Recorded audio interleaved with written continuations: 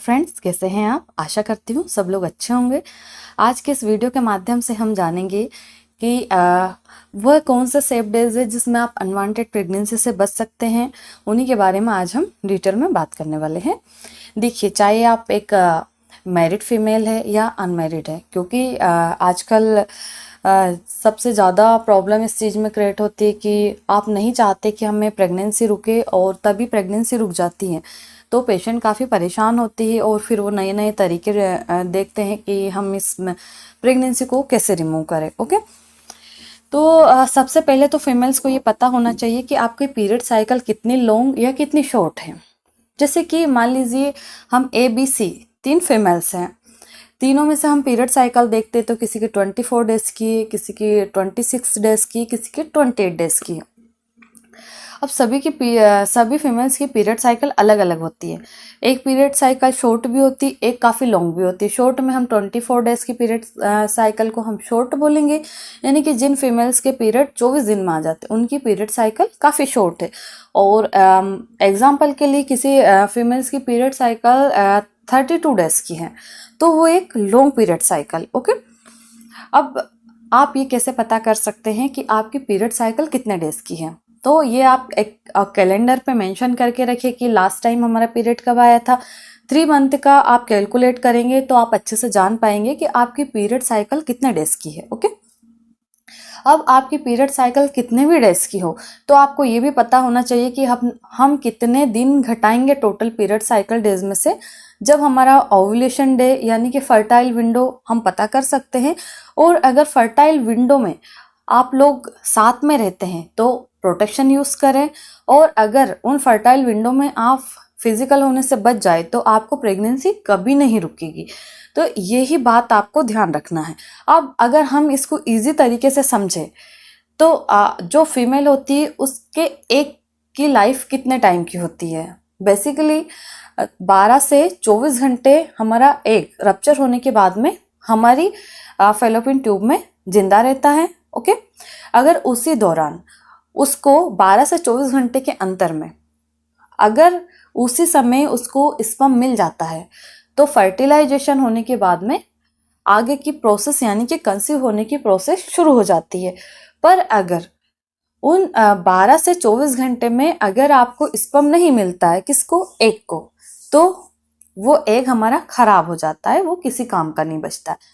अब जो मेल होता है, मेल का स्पर्म यानी कि शुक्राणु कितने दिन तक जीवित रहता है महिला के अंदर?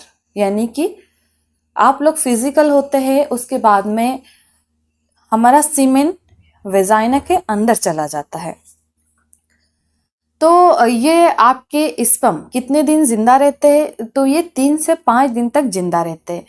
कई बार आपके स्पर्म की क्वालिटी अच्छी है, मोटिलिटी अच्छी है, तो ये ज़्यादा लॉन्ग टाइम तक भी सर्वाइव कर पाते हैं। ओके, तो आपको क्या करना है कि जैसे आपका पीरियड आया, हाँ, वो फर्स्ट दिन होता है, 5वें दिन में आप लोग फ्री होते हैं।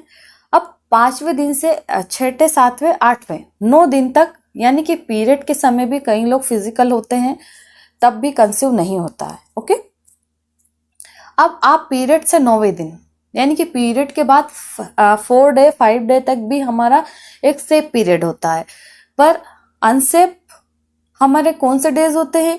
चाहे आपकी पीरियड साइकिल शॉर्ट है या लॉन्ग है, आपकी पीरियड साइकिल में, जैसे कि आपकी पीरियड साइकिल 28 डेज की है, उसमें आप 14 दिन माइनस कर दीजिए, तो आपका कौन सा डेज आ रहा? फर्टाइल विंडो, यानी कि 14वां दिन, पीरियड का 14वां दिन आपका फर्टाइल विंडो रहेगा। यानी कि अगर उस दिन, यानी कि आप 11, 12 और 13 दिन अगर आप साथ रहे तो आपको कंसीव होने का चांस सबसे ज्यादा होता है। और अगर आप इन 3 दिनों में साथ में नहीं रहे, फिजिकल नहीं हुए, कई लोग सोचते हैं कि हम तो 10वें दिन में फिजिकल हुए थे और हमारा फर्टाइल विंडो 14वां दिन था, तो हमें कंसीव कैसे हो गया? क्योंकि आपके जो स्पर्म की लाइफ है वो लॉन्ग है, यानी कि आप 11वें दिन साथ में रहे तो 12, 13, 14, 15 आपका स्पर्म 5 दिन तक फीमेल की बॉडी के अंदर सरवाइव करता है। अगर उसी दौरान उसको एग मिल गया तो वो फर्टाइल हो जाएगा, यानी कि बच्चा रुकने का चांस सबसे ज्यादा हो जाता है। ओके, अगर आप पीरियड के 10वें दिन से साथ में रहते हैं तो आपको प्रोटेक्शन यूज करना है। प्रोटेक्शन में आप कंडोम यूज कर सकते हैं, जो कि एक सेफ होता है और उसमें कोई प्रॉब्लम भी नहीं होती है और इजीली मिल भी जाता है। तो आपको पीरियड के 10वें दिन से 17वें दिन तक बिल्कुल या तो दूर रहना है, और अगर आप कंसीव करना चाहते हैं तो आप 10वें दिन से 17वें दिन तक अपने पार्टनर के साथ में रहे विदाउट प्रोटेक्शन। यानी कि अगर आप कंसीव करना चाहते हैं तो 10वें दिन से 17वें दिन तक आपको अपने पार्टनर के साथ में रहना है बिना प्रोटेक्शन यूज करे। इन्हीं दिनों के बीच में आपको कंसीव होने का चांस सबसे ज्यादा होता है। और अगर आप कंसीव नहीं करना चाहते तो या तो इतने 10 से 17 दिन यानी कि 7 दिनों में आप अपने पार्टनर से दूरी बना के रखें, और अगर दूरी नहीं बनाना चाहते हैं तो फिर आप प्रोटेक्शन का यूज करें। ओके, अब आप सबसे बेटर ये होता है कि अगर आप अपने ओवुलेशन डेज का अगर आप पता करें, और जब भी ओवुलेशन होता है तो फीमेल की बॉडी में कई सारे सिम्टम्स आते हैं।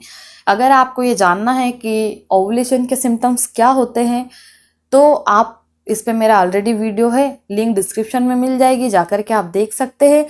कई फीमेल्स अगर ये डिटेक्ट नहीं कर पा रही है कि हम कितने दिन माइनस करें, हमारा फर्टाइल विंडो कब है, तो अगर आपको ऐसे कोई सिम्टम्स दिखते हैं कि हमारा ओवुलेशन हो रहा है या होने वाला है, तो आप 3 से 4 दिन तक भी अगर दूरी बना के रखते हैं ओवुलेशन डेज में तो आपको कंसीव नहीं होगा।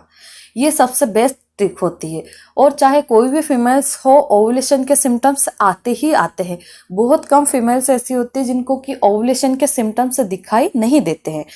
तो हमारा सीधा सा कहने का मतलब यही है कि अगर आप पीरियड के 10वें दिन से 17वें दिन तक अगर दूर रहते हैं, यानी कि आपकी शॉर्ट साइकिल हो चाहे लॉन्ग हो, अगर काफी ज्यादा लॉन्ग है यानी कि 32, 34, 40 दिन की पीरियड साइकिल है, तब आपको ऐसी कंडीशन में 10 दिन से 20 दिन तक दूर रहना है, यानी कि वो 10 दिन आपके अनसेफ डेज है।